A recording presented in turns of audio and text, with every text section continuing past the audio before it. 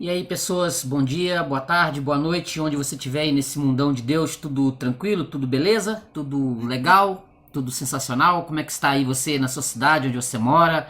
Tá tudo legal, tudo beleza, tudo, ó, as mil maravilhas, tá trabalhando? Como é que estão as coisas? A inflação tá alta, estão abaixando aí, mas estão abaixando aí o preço estão abaixando os impostos, mas outros estão querendo aumentar, então aí fica complicado, né? Aí a gente sabe como é que é a vida, na vida não é fácil. Mas ó, curte o vídeo, eu sou o Paulo, do canal Paulo Dharma, beleza? O Paulo Dharma 1970, sou do canal Paulo Dharma 1970, sou o Paulo.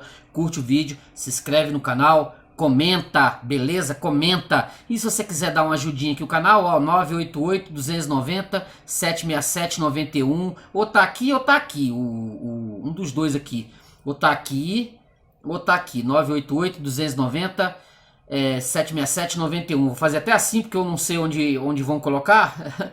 Eu não sei onde vão colocar, mas ou aqui, tá? Vai ficar aqui o meu Pix, beleza? Ó, curte o vídeo, se inscreve no canal e comenta. A gente já tá aqui com um livro aqui bacaninha aqui. A gente tá terminando aqui uma produção aqui sensacional. A gente vai estar aqui já e a gente vai entrar. Ó, belezinha. Valeu? Estamos aí. Tchau. Até já.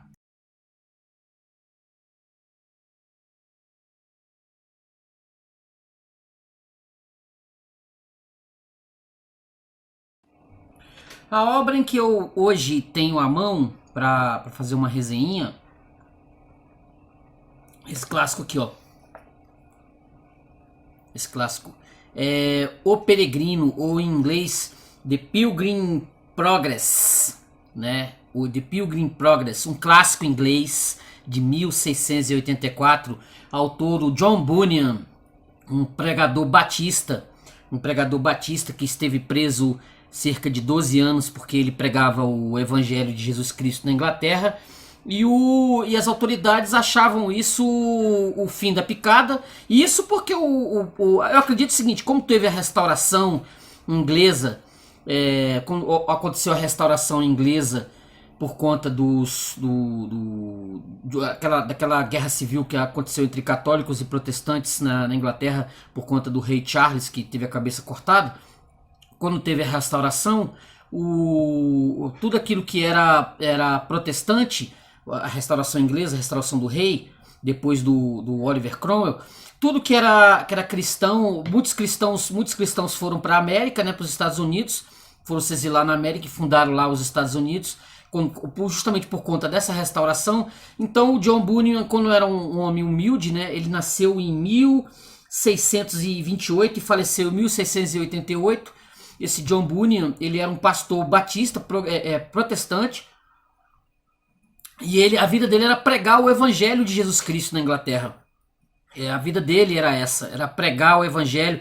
E como eu disse, ele foi preso por conta disso. Teve até uma anedota que disse que o juiz, na hora que ele foi detido, o juiz perguntou para ele assim: você vai parar de pregar o evangelho? Você vai deixar de pregar o evangelho? Ele falou assim: enquanto eu estiver vivo, isso não vai acontecer. Aí o juiz foi e mandou prender. Ele passou 12 anos preso. E por conta desses 12 anos, ele escreveu O Peregrino na prisão. Em duas prisões simultâneas, né? Ele escreveu esse O Peregrino. A base, eu não sei até que ponto ele conhecia a literatura, né, a fundo, a literatura universal a fundo. Porque se nós pegarmos a literatura, a gente vai encontrar aqui, ó, na Odisseia do Homero, claro. Isso eu quero fazer um adendo, exatamente o porquê do Peregrino, desse Odisseia do Homero. Eu vou citar 3 livros aqui que eu poderia versar sobre o assunto, né? O assunto aqui, ó, esse é a Odisseia do Homero, a Eneida do Virgílio, que eles têm, todos eles têm algo em comum, a Eneida do Virgílio, e obviamente o maior de todos, né, que é a Divina Comédia, né? Paraíso, Purgatório e Inferno, ou Inferno, Purgatório e Paraíso. Essas três obras que eu citei aqui, essas 3 obras, elas versam sobre basicamente um assunto: a descida do homem ao inferno, ou no caso da Divina Comédia, a descida ao inferno, a ida ao purgatório e depois ao paraíso. São esses 3 livros aqui clássicos. Eu podia citar aqui um monte, até a literatura brasileira versa sobre esse assunto do homem perdido, né? Como diz aqui como diz aqui no início, o homem perdido, ele no canto primeiro da Odisseia, canto 1, deixa eu pegar aqui, ó, exatamente aqui, ó. Nel mezzo del cammino de nostra vita mi ritrovai por una selva escura. Da nossa vida em meio da jornada, achei-me numa selva tenebrosa. Ó, isso aqui é o início da Divina Comédia. Canto 1, né? Como é que é? No meio de uma tradução mais pobre, né? No meio do caminho da minha vida, de nossa vida, eu achei-me numa selva escura e tenebrosa, ou escura e tenebrosa. Que é assim, esse peregrino, ele começa exatamente dessa forma, ó. Aqui, ó. Caminhando pelo deserto deste mundo, parei num sítio onde havia uma caverna. Ali deitei-me para descansar, em breve adormeci e tive um sonho. Ó, você vai ver que tem realmente semelhanças esse início do peregrino, do Pilgrim Progress. Ó, nel mezzo del cammino de nostra vida me ritrovai por uma selva escura. É a mesma base. Por que isso? Porque canto, né, da Eneida e a descida também, tem a descida também do personagem principal, ele desce também ao inferno, Na Odisseia também o personagem principal desce ao inferno. E na Divina Comédia o personagem principal também desce ao inferno. Só que diferente desses três aqui, o caminho do cristão, o caminho do personagem principal, aqui chamado de cristão, é a subida aos céus. A viagem do cristão à cidade celestial. A diferença, basicamente, está aí. É um caminho, é uma estrada, entendeu? É uma estrada que nunca é fácil. Uma estrada não é moleza, entendeu? O indivíduo que vai adentrar o mundo cristão, que vai ser um cristão, que vai viver no mundo cristão afastado das coisas que são do mundo, como consideram os protestantes, né, como consideram os evangélicos, afastados do mundo, eles vão passar por muitas vicissitudes, muitas dificuldades, muita mesmo, não é brincadeira. Vai viver uma vida afastada. E aqui o livro, sim, o livro é maravilhoso. O livro é maravilhoso. Eu até andei vendo alguns comentários em blogs, etc., da dificuldade de muitas pessoas de lerem esse livro. Eu não vi nenhuma, foi de uma facilidade absoluta. Primeiro, que a escrita dele, óbvio, é uma escrita bem simples. Ele vai, assim, feita de diálogos, basicamente é feita de diálogos, né? O personagem principal, como eu falei, é o cristão. Ele tem um sonho, e esse sonho vai fazer, ele vai começar a caminhar, ele vai fazer uma caminhada rumo à cidade celestial de Deus, de Jesus Cristo, na visão evangélica. Então, todas as dificuldades que vão acontecer nessa caminhada são, assim, das mais tenebrosas. Todas as pessoas que estão ao redor dele vão querer atrapalhá-lo, as pessoas que vão acompanhá-lo nessa jornada vão atrapalhá-lo. Assim, não é uma jornada simples, não é uma jornada fácil. E o mais interessante é que ele vai encontrar o evangelista. Olha só, estou citando o nome dos personagens. Ó, Auxílio, vai ter aqui, deixa eu ver aqui, o intérprete, Boa Vontade, olha, o Apolião que vai lutar com ele, o Apolião que é um demônio, vai lutar com ele no meio do caminho, ele quase perece, quase fica por ali, entendeu? Deixa eu ver mais aqui, ó, Prudência, Piedade, olha só, Vigilante, o Loquaz. Esse Loquaz é sensacional, porque esse Loquaz diz respeito até à minha pessoa, né? Aquela pessoa que conhece o Evangelho e fala bem do Evangelho, mas ele não está no Evangelho, ele só é uma pessoa que fala. Inclusive, daqui a pouco eu vou até fazer uma leitura aqui dessa parte aqui, que eu achei bem interessante, até aqui na página 107, que eu não quero deixar de passar. Ó, tem o Fiel, que vai andar com ele, entendeu? Vai ajudá-lo. Tem aqui mais, ó, o Esperança, que vai acompanhá-lo até o final. Esse fiel vai morrer no meio do caminho, não vai conseguir chegar à cidade celestial feita de ouro, né? Feita de ouro, feita de coisas lindíssimas, que quando ele concluía a jornada, né? Quando ele vê aqueles anjos todos tocando trombeta, é uma coisa lindíssima. Olha, deixa eu ver mais aqui, ó. Esperança. Tem aqui, deixa eu ver aqui, o Demas.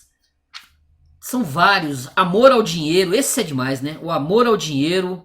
São o próprio interesse, esse também é o próprio interesse, apego ao mundo, avareza. São personagens, os nomes, se é que você me entende, diz respeito aos nossos os defeitos morais, né? Que fazem com que nós sejamos aqui presos, nós estejamos presos, os dois pés no chão aqui, com relação à nossa própria existência, à nossa própria vida. Nossa dificuldade de abandonar as coisas que tem aqui nesse mundo. Né? A nossa... assim, a morte é algo tão tenebroso, tão pavoroso, mesmo para muitos cristãos, né? Mesmo muitos cristãos, é o que vai ser, né? Depois, né? O que vai ser depois que nós nos formos daqui, deixar de estar aqui nesse mundo, né? O que vai ser o outro lado, o apego que nós temos aqui a esse mundo, né? O dia a dia, os prazeres. Então ele vai citando tudo isso aqui, ó, cegueira, injustiça, são personagens, ó, do júri aqui, ó. Quer ver, ó? Cegueira, injustiça, malícia, lascívia, libertinagem, temeridade, altivez, malevolência, mentira, crueldade, ódio à luz e implacável. São as figuras que são os réus aqui de um julgamento que o cristão vai sofrer. Adulação, superstição, inveja. São as figurinhas que nós encontramos todos os dias na nossa existência, todos os dias no nosso mundo, né? São essas pessoas que estão aí, né? Que estão nos rodeando, né? Vou começar aqui a ler, ó, para você ver aqui na página 106. Ó, cristão. E não encontraste mais ninguém, ó fiel? Encontrei um tal pejo. De todos quanto tenho encontrado na minha peregrinação, é este o que me parece que tem nome menos apropriado. Os outros cediam ao cabo de alguma argumentação, mas este, insolente, nunca calava. Então o que te disse ele? Ora, o que me disse? Até a própria religião punha objeções, dizia que era uma coisa servil e miserável. Ocupar-se um homem com semelhantes ideias, que o escrúpulo da consciência era uma covardia, que seria coisa irrisória aviltar-se o homem até ao ponto de medir as suas palavras, abdicando da altiva liberdade que é o apanágio dos espíritos fortes do tempo em que vivemos. Objetou igualmente que somente um limitado número dos poderosos, dos ricos e dos sábios seguira a minha opinião em todos os tempos, e que nenhum deles o fizera senão quando se tornou estulto e quando se deixou convencer da necessidade de arriscar voluntariamente a perda de tudo por uma coisa que ninguém sabe o que é. Aí tem várias passagens, várias citações aqui, né, de livros bíblicos, 1 Coríntios 1:26, 3:18, Filemão 3:7-9, João 7:48. Olha lá. Considerai o estado e a condição baixa e servil da maioria dos peregrinos da nossa época, acrescentou ele, como também a sua ignorância, a sua falta de civilização e de conhecimento das ciências naturais. Sobre esse assunto discursou largamente, bem como sobre muitos outros pontos semelhantes, tais como que era vergonhoso estar gemendo e chorando ao ouvir um sermão, voltar para casa com semblante triste, pedir perdão ao próximo das mais leves ofensas e restituir o que fora roubado. Disse-me também que a religião faz com que o homem renuncie aos grandes e aos poderosos, por estes terem alguns pequenos vícios, a que deu nome muito mais suave. E reconheça e respeite os miseráveis como irmãos. Não será isso uma vergonha? Exclamou por fim aí o cristão. E tu, o que respondeste? Você vê, isso que eu estava falando para você, é a dificuldade imensa de ser cristão. Você vai ter perseguição por todos os lados. Você vai estar só. Vão te abandonar. Vão te abandonar. Você só vai ter Deus com você e a figura de Jesus Cristo com você. Na visão do John Bunyan, você é só. Nem a família acompanha ele nesse sonho. A família fica. Porque a família ela está apegada aos bens materiais, às coisas materiais. Nem a família, ele tá sozinho. Aí de vez em quando ele arruma um acompanhante para que a coisa não seja o sacrifício não seja tão grande. O fiel vai continuar aqui, ó. Confesso que a princípio não sabia o que havia de dizer-lhe, pois tais coisas me disse que me subiu o rubor ao rosto. O próprio pejo me invadiu a cara e quase me venceu. Mas depois comecei a pensar que o que os homens têm por sublime é a abominação diante de Deus. Lucas 16,15. Que este pejo me diz o que são os homens, mas não o que é Deus, nem as suas palavras, nem os seus pensamentos, que no dia do juízo não seremos sentenciados em conformidade com os espíritos orgulhosos do mundo, mas em conformidade com a sabedoria e a lei do Altíssimo. Portanto, pensei eu, o melhor é segurança, o que Deus diz, ainda que esteja em oposição com todos os homens que há no mundo. Vejo que Deus prefere a sua religião a uma consciência delicada, que os mais bem aceitos são os que pelo reino dos céus se fazem nécios, e que um pobre que ama a Cristo é mais rico do que o mais rico do mundo, se este o odeia. Aparta-te, pois, de mim, pejo, inimigo de minha salvação, pois hei de prestar-te ouvidos em detrimento do meu Senhor, do meu soberano. Se eu tal fizesse, como poderia encará-lo no dia de sua glória? Marcos 8,38. Se eu me envergonhasse agora dos meus caminhos e dos meus servos, como poderia esperar sua bênção? Realmente esse pejo era um sujeito muito atrevido. Dificilmente pude conseguir que me deixasse mais, mas ainda depois me apoquentou com repetidos encontros, segredando-me ao ouvido, ora uma, ora outra, das fraquezas em que caem os que seguem a religião. Mas por fim fiz-lhe compreender que perdia miseravelmente o seu tempo, porque nas coisas de que ele desdenhava era onde eu via precisamente maior glória. Só assim pude ver-me livre de suas importunações, e desafogando, então em alta voz exclamei: são muitas as tentações que encontram aqueles que obedecem à voz do céu, e todos conforme as inclinações da carne. Quando umas são vencidas, logo outras nos assaltam. Alerta, peregrinos, portai-vos sempre como quem sois. Tá vendo? Os ensinamentos. Deixa eu ver outra passagem aqui que eu achei muito legal. Muito legal, ó. O rio da água da vida. É cheio de ilustrações, cheio de excelentes ilustrações. O livro, aliás, todas as edições que eu peguei por aí, elas só diferem em tamanho, mas tem as ilustrações, tem todo o texto integral. Eu não tive nenhuma dificuldade. Eu vi várias edições desse peregrino. Aqui, ó. Vi então no meu sonho que logo ali perto se separavam o caminho e o rio, circunstância que não deixou de contristá-los. Apesar disso, não se atreveram a abandonar a estrada. Esta, quanto mais se afastava do rio, tanto mais áspera se tornava, e como os pés dos peregrinos estavam muito sensíveis em consequência da grande marcha que tinham feito, entrou em suas almas um grande abatimento. Não obstante, seguiram seu caminho, posto que desejassem um prado ao qual davam acesso umas pranchas de madeira. Tinha o nome de Prado do Caminho Errado. Disse então o cristão ao seu companheiro: se esse prado continuasse paralelo ao caminho, poderíamos ir por ele. E aproximando-se das pranchas para melhor examinar, viu um atalho que seguia ao lado da estrada, do outro lado do muro, a Esperança. E se nos perdermos no caminho, cristão? Não é provável. Olha, não vês que o atalho segue paralelo à estrada?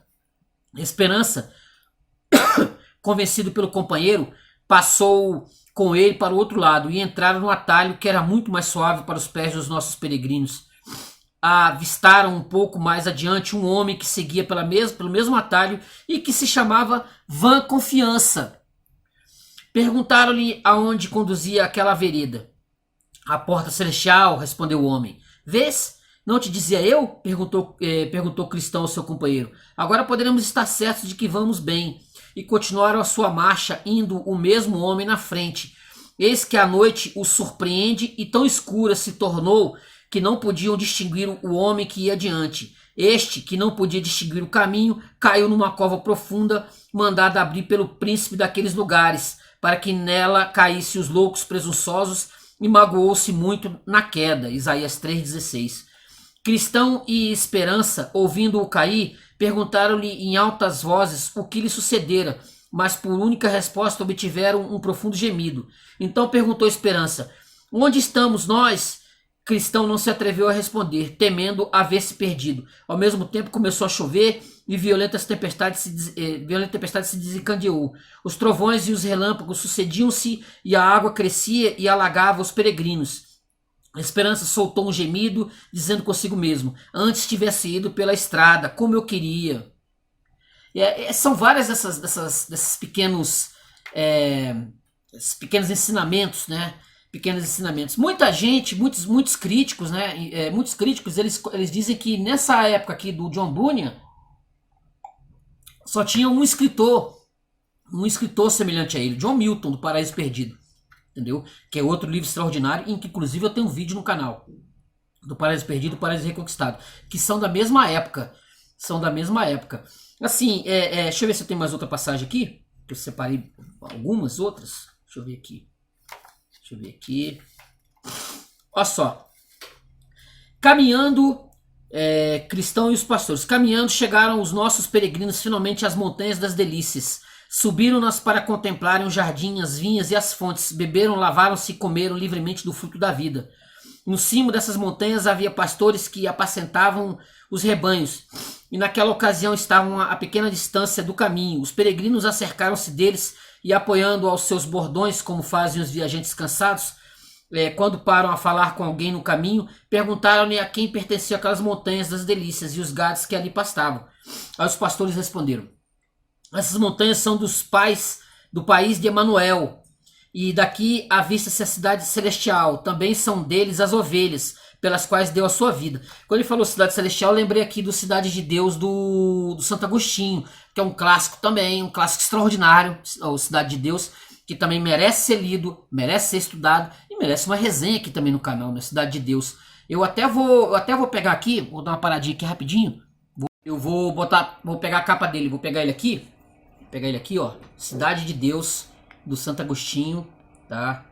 Clássico extraordinário. Eu vou ter que ler uma passagem, do Cidade de Deus, ó, porque para mim também tem a ver essa obra extraordinária. Olha só o que o Santo Agostinho fala aqui no primeiro capítulo do Cidade de Deus.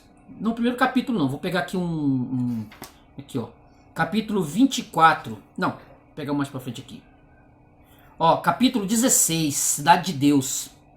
Assim vemos que, embora tivéssemos escravos, nossos patriarcas administravam a paz doméstica, distinguindo entre os filhos e os escravos somente no relativo aos bens temporais.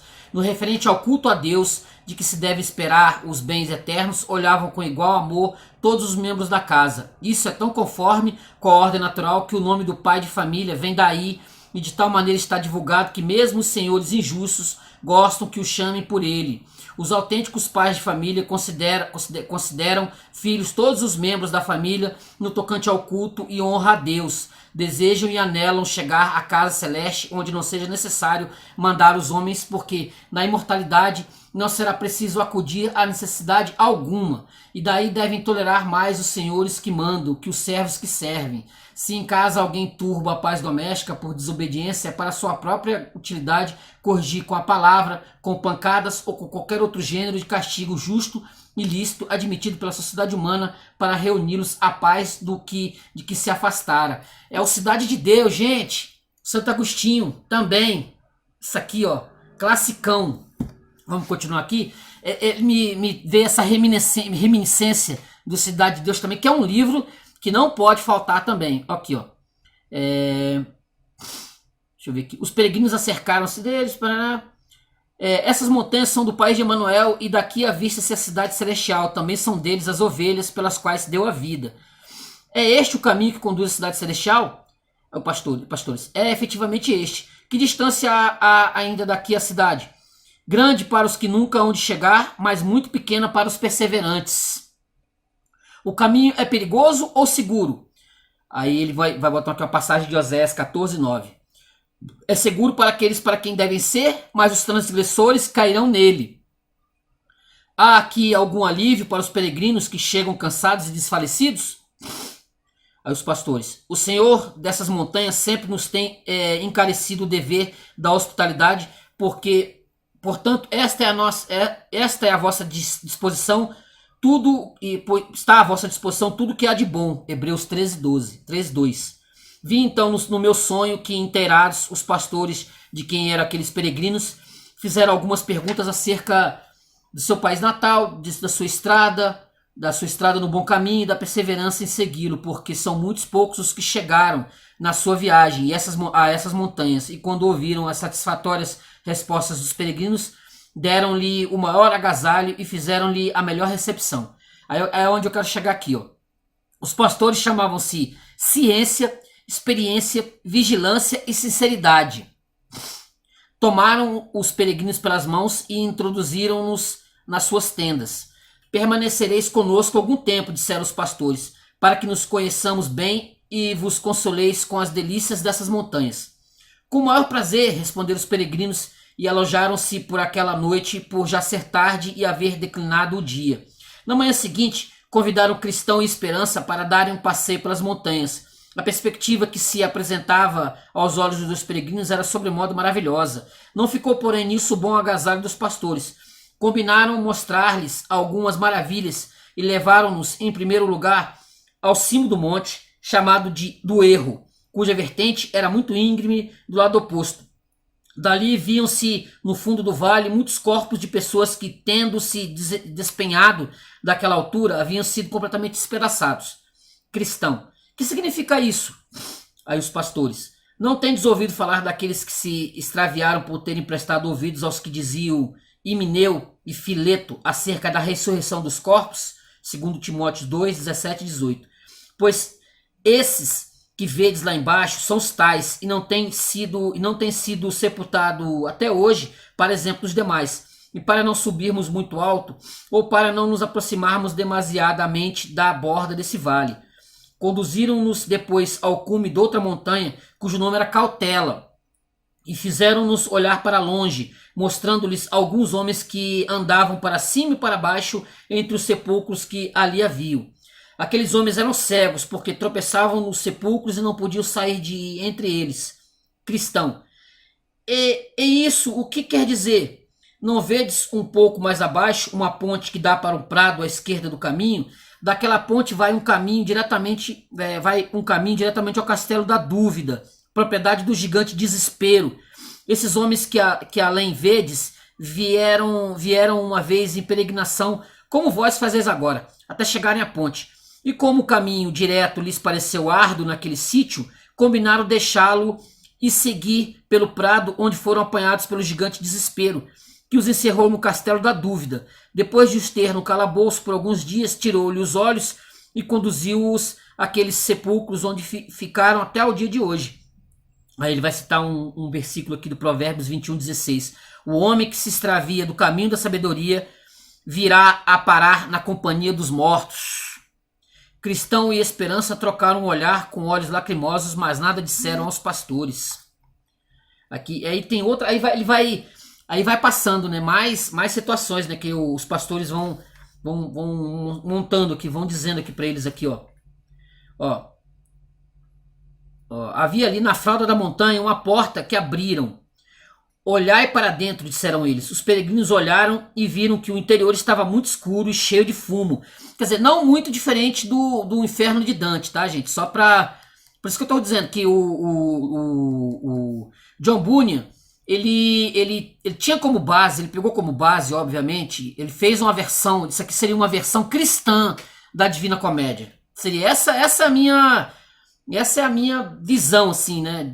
O meu entendimento sobre esse material é que ele fez uma versão, né, uma versão linda, bacana, cristã, evangélica, batista, da Divina Comédia do Dante. É a versão, para mim, vai do início ao fim.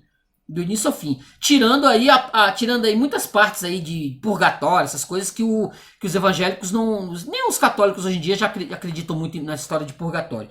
Mas aqui, ó. Isso é um postigo do inferno para onde entraram os hipócritas que, como Esaú, vendem a sua primogenitura, que, como Judas, vende o seu mestre, que blasfemam do evangelho como Alexandre, que fingem e mentem como Ananias e sua mulher. Aí o Esperança. Pelo que vejo, esses desgraçados tiveram todos os sinais de peregrinos como nós, não é verdade? Os pastores tiveram sim, e alguns por muito tempo, a esperança. Até onde tinham chegado na sua peregrinação quando tão miseravelmente se perderam? Uns tinham chegado a essas montanhas e outros mais além. Disseram então os peregrinos entre si: é preciso chamarmos aquele que é poderoso para lhe pedirmos forças. E preciso também vós será empregá-las se as receberdes. Os peregrinos mostraram então desejo de prosseguirem no seu caminho, no que os pastores convieram, indo acompanhá-los até o limite das montanhas. Disseram então os pastores: agora vamos mostrar a esses peregrinos a porta da cidade celestial, se souberem vê-la pelo nosso óculo. Com efeito, faziam diligência para ver, mas a recordação do que haviam visto anteriormente faziam-lhes tremer a mão, a ponto de não poderem aplicar o óculo. Apesar disso, pareceu-lhes que enxergaram a porta e alguma coisa de glória daquele lugar. Com isso despediram-se e foram cantando pelo caminho. Misteriosos segredos nos ensinaram os pastores, graças lhes sejam dadas. Venham a esses pastores, o que desejam saber coisas profundas, ocultas e misteriosas. Gente, olha aqui o desenho dele lutando com... Aqui, ó. Deixa eu pegar aqui. São várias ilustrações. São muitas ilustrações. Deixa eu ver aqui. Deixa eu ver. Olha aqui, a luta do fiel com Adão I. Ó. Olha só. Deixa eu ver mais outras aqui. Aí lutando contra o Apolião aqui, ó. Que eu queria mostrar. Como eu falei, tem algumas versões que esses desenhos são de página inteira. Vendo? Ó. Lutando. Então é isso. É o que eu falei. Ele tá no caminho, entendeu? De chegar à cidade celestial. Mas ele vai passar por um monte de situações extremas. Como todo cristão, né? Todo verdadeiro cristão passa por um monte de situações extremas. Que não são fáceis. Chegar à cidade celestial, chegar à cidade de Deus, não é fácil, não é para qualquer um. Muitos se desviam, muitos saem do caminho, muitos vão inventar historinhas, vão se justificar, mas para chegar à cidade celestial, chegar à cidade de Deus, é com sacrifício, é com lutas. No frontispício aqui, na contracapa do livro, né, tá aqui, ó. O livro Peregrino, escrito por John Bunyan, é um clássico da literatura evangélica, vendido em todo o mundo, em diferentes edições e em diversas línguas. Só eu já achei umas 4 por aí. O autor viveu na Inglaterra do século XVII, onde se dedicou à pregação do evangelho. As autoridades o lançaram na prisão, onde ficou por 12 anos, por promover reuniões e ajuntamentos ilegais que grandemente desnorteiam e perturbam os bons súditos do reino. E foi na prisão que escreveu esta obra importante, se imaginando nas figuras alegóricas de um peregrino em sua caminhada de fé, usando nomes sugestivos para pessoas e lugares tirados da terminologia bíblica e religiosa, constrói uma atrativa história que sugere a trajetória de um cristão em busca de uma cidade celeste. Ao ler o Peregrino, o leitor ou a leitora também se sentirá o próprio personagem imaginado por John Bunyan. Aqui, ó. Essa edição aqui é a edição metodista, tá? Uma edição metodista da década de 90, que eu encontrei numa livraria, num sebo. Eu encontrei num sebo, não, confesso que eu não conhecia, tá? Eu já tinha ouvido falar do The Pilgrim Progress, mas eu não fazia referência que era exatamente esse livro aqui, O Peregrino. Eu não tinha feito a ligação, que era exatamente esse peregrino aqui. Então eu falei um pouquinho desse livro, li algumas passagens, né? Li algumas passagens e foi uma experiência muito interessante. Me fez refletir bastante sobre a minha condição, sobre o meu lugar, o meu papel no mundo, sobre o que eu já fiz no passado e o que eu estou fazendo no presente, o que eu estou fazendo no momento da minha vida. Quer dizer, vale bastante a pena. Ah, aqui, ó, tem antes de eu fechar, olha só isso aqui. Ó, é o Loquaz, gente. Era esse que eu queria, que eu me identifiquei com esse Loquaz aqui, ó. Ó, o Pejo. Tem o Pejo, né? Ele encontra o tal do Loquaz. Deixa eu ver se está a passagem aqui, ó. Cristão. Livre-me, Deus, de gracejar nesses assuntos, apesar de haver sorrido. Nem permita o Senhor que eu acuse pessoa alguma facilmente. Agora vou dizer-te o que eu sei a respeito desse homem. Todas as companhias lhe servem, todas as conversações lhe agradam. O que te disse há pouco é o mesmo que dirá quando estiver numa taberna. Quanto mais bebe, mais fala nessas coisas. A religião verdadeira não existe no seu coração, nem na sua casa, nem na sua vida. Tudo que tem está na ponta de sua língua e a sua religião consiste em apregoar que a tem. Deixa eu ver, tem outra... Aqui eles fazem um debate com esse tal de loquaz aqui. Deixa eu ver aqui, tem uma... Eu separei... Deixa eu ver aqui, eu anotei mais uma... Deixa eu ver aqui. Ó, aí ele fala, o loquaz falando aqui, ó. Muito bem, limitemos agora a nossa conversação a um assunto em particular. E qual assunto escolheis? Quereis que vos fale de coisas terrenas ou celestiais? De coisas morais ou evangélicas? De coisas sagradas ou profanas? Passadas ou futuras? Estranhas ou do país? De coisas mais essenciais ou mais acidentais? Escolhei e eu falarei sobre o que quiserdes, sempre com a condição de se tirar proveito. Parece youtuber. Parece youtuber falando de tudo. Quer dizer, nós que temos canal no YouTube, né?